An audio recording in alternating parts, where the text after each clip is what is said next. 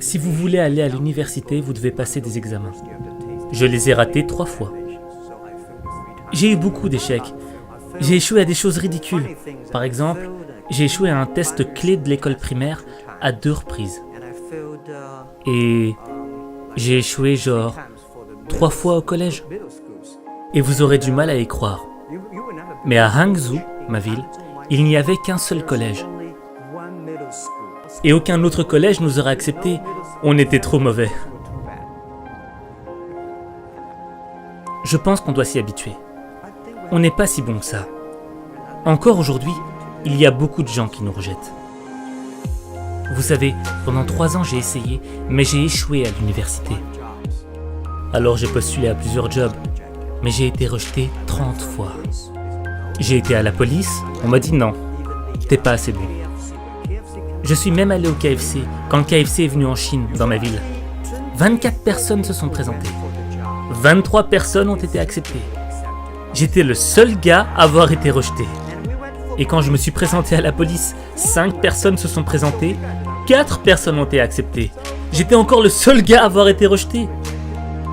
Oh, en passant, est-ce que je vous ai dit que j'ai postulé pour Harvard? J'ai été rejeté 10 fois.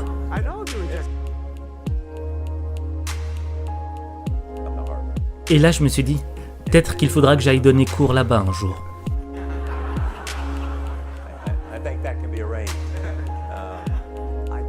Je ne pense pas que dans ce monde, il y ait des gens qui ont été rejetés plus de 30 fois. La seule chose qu'il faut, c'est ne jamais abandonner.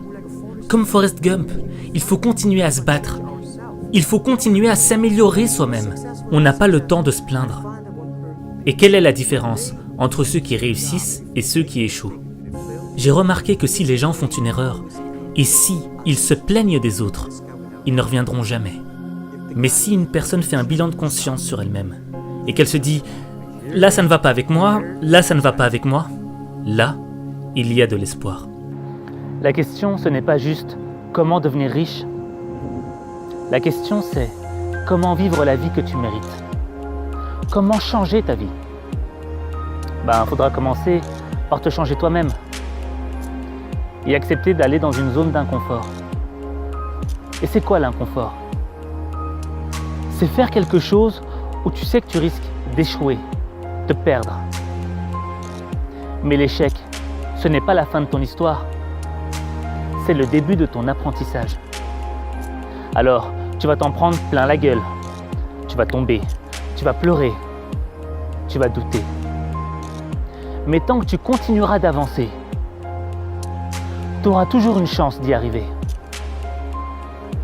Alors avance, parce qu'il n'y a que toi qui peux avancer. Il n'y a que toi.